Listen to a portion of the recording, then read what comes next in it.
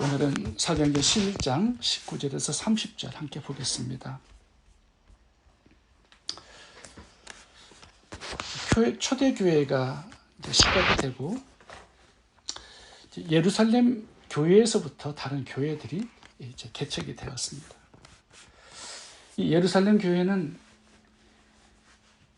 한 10,000명 가까이 모이는 대형 교회였던 것 같습니다. 이 교회 안에 말씀도 있고 예배, 기도, 친교, 구제, 전도의 사역이 굉장히 활발했습니다. 근데 문제는 이 교회가 사람들은 많이 모였지만 주님께서 명령하신 사도행전 1장 8절의 말씀, 온 유대와 사마리아 땅끝까지 복음을 전하지는 않았습니다. 그래서 하나님께서 이제 핍박을 주셨죠. 스데반이 순교를 당하게 하셨습니다. 그래서 이 강제로 예루살렘 교회를 문 닫게 하시고 성도들을 흩으셨습니다. 그래서 초대교회 성도들이 흩어져서 복음을 전하고 많은 교회들을 개척했는데 그 중에 한 교회가 오늘 본문에 나오는 안디옥 교회입니다. 12 사도들을 통해서 예루살렘에 복음이 들어갔죠. 빌립과 7 집사, 이 사람들을 통해서 온 유대 사마리아로 복음이 전파되었습니다. 그리고 주일날 저희들이 본 것처럼 베드로를 통해서 이 고넬료의 집, 이 가이사라와 로마에 이제 복음이 들어가기 시작했습니다. 그리고 흩어진 성도들을 통해서 이제 안디옥까지 복음이 도달하게 된 것입니다. 우리가 여기서 생각해 보게 되는 것은 복음이 어떤 경로를 통해서 확산되었는가 하는 것입니다.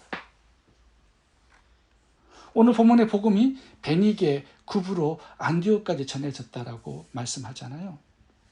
이렇게 여러 도시들로 복음이 확산되고 교회가 세워진 그 경로가 뭘까요? 그 방법이 뭘까요? 19절에 보면 환난입니다. 환난을 통해서 이렇게 되었다라는 거예요. 이 환난과 역경, 고난, 이것이 하나님의 선교의 전략입니다. 19절부터 읽어보겠습니다.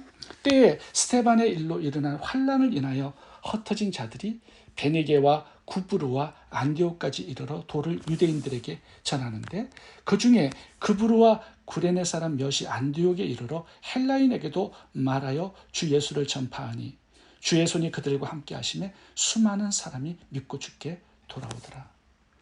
하나님께서 이 환난을 쓰신 것입니다. 선교의 전략으로. 이 환난이 없었다면 복음은 예루살렘에 그대로 머물고 있었을 겁니다. 온 유대 사마리아 땅끝까지 복음이 전파된 그 배경, 그 경로가 뭐냐? 환난이다라는 거죠. 이 복음이 어떤 사람의 전략이나 사람의 열심에 의해서 확산되는 게 아닙니다. 하나님의 선교 전략에 의해서 확산되는데 그 중에 하나가 바로 이 환난과 핍박, 순교, 고난이다라는 거죠. 스데반이 돌 맞아 죽었습니다. 이게 하나님의 선교 전략이었어요. 예루살렘 교회가 문을 닫았습니다. 이것도 하나님의 선교 전략입니다. 성도들이 흩어져 나그네 생활을 합니다. 이게 하나님의 선교 전략이었어요. 그래서 온 유대 사마리아 땅끝까지 복음이 퍼져나가고 수많은 교회들이 개척이 된 것입니다. 하나님은 환난을 사용하십니다. 성도들이 흩어졌다라는 것은요, 이제 집을 떠난 겁니다. 직장도 잃어버렸습니다. 가족들도 헤어졌을 겁니다. 이제 나그네로 살아야 했던 거죠. 이런 생활에는요, 먹고 사는 문제가 시급하고 이것이 우선순위가 되는 게 정상입니다. 내가 살아야 할 곳이 없어요. 먹을 음식도 없어요. 집을 떠나다 보면요, 의식주 문제가 가장 시급한 문제예요. 근데 이 초대교회 성도들을 보세요. 이 의식주 문제를 해결하기 위해서 뛰어다녔다라는 구절 나오지 않습니다. 이들의 우선순위, 본질이 뭐냐 하면 주님이 명령하신 복음 전파의 사명이었어요. 이 사명이 본질이 되고 우선순위가 되었기 때문에 하나님의 복음이 땅끝까지 확산이 된 것입니다. 4절을 읽어보겠습니다. 그 흩어진 사람들이 두루 다니며 복음의 말씀을 전할세. 의식주 문제가 우선순위가 아니라 복음을 전하는 것, 하나님의 선교의 명령에 순종하는 것, 이것이 그들의 우선순위였고 본질이었다라는 거죠. 이게 우리들이 초대교회 성도들로부터 배워야 할 교훈입니다. 환난과 핍박, 고난과 역경, 가난과 굶주림은 있지만 그 속에서 선교적인 의미를 찾으라는 거죠. 만약에 초대교회 성도들이 의식주 문제에 매달려서 그걸 해결하기 위해서 뛰어다니고 그게 우선순위가 되었다면 굶주림은 의식주 문제는 조금 해결할 수 있었겠죠. 근데 그 삶에 무슨 의미와 가치가 있겠습니까? 초대교회 성도들이 환난과 핍박과 역경과 가난과 굶주림 속에서도 주님 명령하신 사도행전 1장 8절 말씀을 붙들고 순종했고 그것이 우선순위가 되었고 본질이 되었기 때문에 하나님은 그들을 쓰셔서 복음이 온 유대 사마리아 땅끝까지 전파되게 하신 것입니다. 제 주위에 작은 교회 목사님들이 많습니다. 큰 교회가 많지 않아요. 그래서 만나면 대부분 작은 교회 목사님들입니다. 대화를 나눠보면 목사님들의 이 생계 문제가 상당히 큰 문제예요.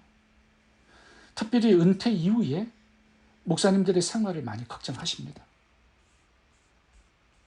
교회에 부족한 재정, 어떤 교회는 목사님 사례비가 부족해요. 그래서 염려와 걱정을 하는 분들이 많이 있습니다. 근데 이것은요, 큰 교회에도 마찬가지예요. 큰 교회는 목회자들이 여러 명이기 때문에 사례비가 많이 나갑니다. 교회 건물을 가지고 있기 때문에 매달마다 은행빚을 갚아야 돼요. 그리고 교회 건물 유지비가 상당히 많이 나옵니다. 몇만 불이 나와요, 큰 교회는. 그래서 큰 교회는 큰 교회 나름대로 재정적인 어떤 염려들이 있고요. 작은 교회는 작은 교회 나름대로 염려가 있습니다. 그런데요, 이런 부족한 재정적인 문제를 해결하기 위해서 뛰어다니다 보면요, 아무 일도 하지 못합니다. 근데 그것이 본질이 되고 우선순위가 되잖아요. 그러면 아무것도 할 수 없습니다. 그거 해결하다가 보면은 인생 끝나는 거예요. 저도 작은 교회를 목회하고 있지만 저는 교회 재정을 가지고 염려해 본 적이 없습니다. 교회 재정이 많아서 그런 게 아니라 주님이 명령하신 이 선교의 명령에 우선순위를 두고 이것을 본질 삼고 이것에 열심을 내고 있기 때문이에요. 먼저 그 나라와 그 일을 구하라. 그리하면 이 모든 것을 더하여 주시리라. 주님이 약속하셨지 않습니까? 저희 교회가 이 땅끝 선교, 주님이 명령하신 이 사명을 위해서 열심을 내고 이것을 본질로 붙들고 우선순위를 삼고 달려왔습니다. 그래서 저희가 그동안 많은 일들을 할 수 있었던 거예요. 선교지에 많은 성전과 학교들을 세울 수 있었고요. 많은 선교사님들을 후원해서 이 땅끝 선교의 한 파트를 감당하는 교회가 될 수 있었던 것입니다. 여러 가지 환난과 역경, 고난의 문제는요, 지나갑니다. 근데 영원히 남는 게 있어야 되잖아요. 하나님의 말씀에 순종한 그것이 남아야 하고요. 주님이 명령하신 이 선교의 사명을 감당한 그런 사역들이 우리의 인생에 남아야 합니다. 주님이 명령하신 복음의 사명에 우선순위를 두고 본질을 붙든 인생이 되라는 것, 이것이 초대교회 성도들이 우리들에게 주는 교훈입니다. 두 번째, 우리가 붙들어야 될 본질이 있습니다. 그것은 제자 양육입니다. 흩어진 성도들이 복음을 전해서 안디옥 교회가 세워졌습니다. 이 교회의 목회자는 바나바였습니다. 근데 바나바가 혼자서 목회를 하지 않고요, 다른 곳에 살고 있는 사도 바울을 초빙해서 함께 동역을 했습니다. 이 동역해서 무엇을 했는가? 오늘 본문에 보면요, 말씀을 가르쳐서 제자를 만들었다라는 거예요. 26절 읽어보겠습니다. 사도 바울을 만남에 안디옥에 데리고 와서 둘이 교회에 1년간 모여있어 큰 무리를 가르쳤고 제자들이 안디옥에서 비로소 그리스도인이라 일컬음을 받게 되었더라. 이 두 사람이 안디옥 교회에 사역한 횟수는 1년이었습니다. 그 다음에 바나바와 사울이 땅끝 선교사로 파송을 받습니다. 이 교회에서. 그러니까 이 교회에서 1년 사역하다가 떠났어요. 자, 1년의 사역 기간이 충분했을까요? 제자를 삼아야 사도 바울과 이 바나바가 떠나도 그 교회가 유지될 수 있는 거거든요. 이 1년 동안에 제자들이 세워졌다는 것입니다. 초대교회도 봐보세요. 핍박 때문에 교회가 문을 닫았어요. 성도들이 다 흩어졌어요. 흩어진 성도들이 안디옥 교회를 세운 겁니다. 만약에 흩어진 성도들이 복음의 지식도 없고 말씀을 전할 내용도 없고 실력이 없었다면 그냥 흩어짐으로 끝났을 거예요. 교회는 세워지지 않았을 겁니다. 흩어진 성도들이 말씀을 가졌기 때문에 이 땅끝 선교가 가능했던 거죠. 초대교회를 우리가 보았지 않습니까? 2장에서부터 보면요, 매일 모여요. 사도들이 말씀을 가르쳐요. 성도들은 매일 복음을 배웠습니다. 그래서 그 속에서 스데반, 빌립 집사, 7 집사가 나온 거예요. 교회가 문을 닫으니까 이 집사들이 나가서 온 유대 사마리아에 복음을 전파해서 교회를 세운 것입니다. 그리고 그 교회에서 제자를 세워서 그 제자들이 또 나가서 교회를 세워요. 이렇게 해서 땅끝 선교가 이루어진 것입니다. 예수님은 12 제자를 양육했죠. 12 제자들은 초대교회 성도들을 제자로 양육했습니다. 초대교회 성도들은 흩어져서 복음을 전해서요, 수많은 교회들을 개척했고요. 그 중에 하나가 안디옥 교회입니다. 이 안디옥 교회도요, 1년 동안에 바나바와 사울이 말씀 사역을 해서 제자들이 세워졌어요. 그들이 떠나도 이 교회가 유지가 되고 성장한 것입니다. 또 다른 많은 교회들을 개척했어요. 복음이 땅끝까지 확산되려면요, 12 제자만 가지고 안 됩니다. 바나바와 사울만 가지고 안 됩니다.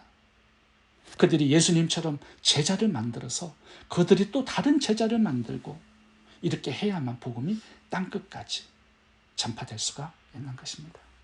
나 하나 잘 믿고 끝나면 복음은 나 하나로 끝나게 되겠죠.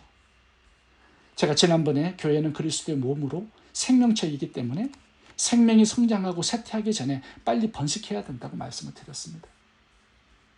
예수님도 쇠퇴하기 전에 12명의 제자로 번식을 했고요.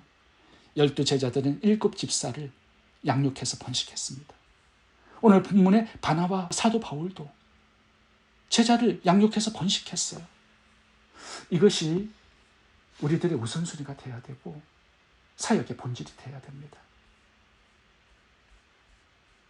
저도 매일 이렇게 성도님들에게 말씀을 가르치잖아요. 여러분들이 제자가 되어야 되고요. 예수 그리스도의 제자, 말씀의 제자가 되어야 되고요. 또 우리 성도님들을 통해서 다른 제자들이 또 양육될 수 있어야 이게 제대로 된 교회 사역이 되고 복음 사역이 될 수 있는 겁니다. 마태복음 28장 19절 주님의 명령을 읽어보겠습니다. 그러므로 너희는 가서 모든 족속으로 제자를 삼을 수 있기 바랍니다. 세 번째, 교회의 본질, 우리 성도들의 본질은 구제입니다. 이 초대교회 예루살렘 교회는요, 개척된 이후부터 구제를 아주 열심히 했습니다. 또 오늘 본문의 안디옥 교회도 아주 구제를 열심히 한 것을 보게 됩니다. 이 당시에 기근이 심하게 들었어요. 모든 교회들이 다 고통을 받고 있습니다. 특별히 안디옥 교회는 이 흩어진 나그네들이 세운 교회였기 때문에 그 교회는 가난할 수밖에 없었죠. 이 교회가 가난한 교회였습니다. 그런데 이 교회가 기근으로 더 많이 고통을 받는 교회들을 위해서 구제헌금을 했다라고 말씀하고 있습니다. 이 초대교회의 구제의 모델을 따르고 있는 거죠. 모든 교회들이. 이 초대교회들이 구제가 풍성했던 이유는 부자였기 때문에 그런 게 아닙니다. 자기가 더 많이 가진 것은 가난한 자들을 돌보라고 주신 하나님의 사명으로 알았기 때문이죠. 사도행전 4장 34절부터 읽어보겠습니다. 그 중에 가난한 사람이 없으니 이는 밭과 집 있는 자는 팔아 그 판갓의 값을 가져다가 사도들의 발 앞에 두매 그들이 각 사람의 필요를 따라 나누어 줍니다. 구브로에서 난 레이족 사람이 있으니 이름은 요셉이라 사도들이 일컬어 바나바라 번역하면 위로의 아들이라 하니. 오늘 본문의 안디옥 교회의 담임 목사님이 바나바입니다. 구제를 열심히 했던 사람을 하나님께서 들어 쓰셔서 목회자가 되게 하신 거예요. 사역자가 되게 하신 것입니다. 초대교회는 믿음 때문에 고통을 참 많이 받았습니다. 그래서 나그네로 살았던 사람들이 많았습니다.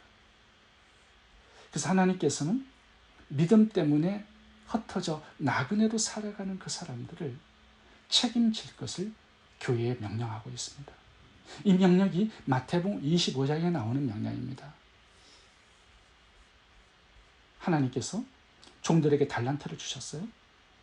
그리고 줄인 자, 목마른 자, 나그네 된 자, 헐벗은 자, 병든 자, 감옥에 갇힌 자들을 돌볼 것을 명령하셨습니다. 이것이 교회의 사명이고 사역의 우선순위고 본질이에요. 이것을 하지 않았을 때 하나님은 한 달란트 받은 그 종을 심판하신 것을 보게 됩니다. 그러면서 주님께서 이렇게 말씀하세요. 그들을 돌보고 섬긴 것이 나에게 한 것이다. 이렇게 말씀을 하고 있습니다. 성경 구절 읽어보고 마치겠습니다. 마태복음 25장 40절입니다. 임금이 대답하여 가라사대 내가 진실로 너희에게 이르노니 너희가 여기 내 형제 중에 지극히 작은 자 하나에게 한 것이 곧 내게 한 것이니라. 오직 선을 행함과 서로 나눠주기를 잊지 말라. 이 같은 제사는 하나님이 기뻐하시느니라. 기도하겠습니다.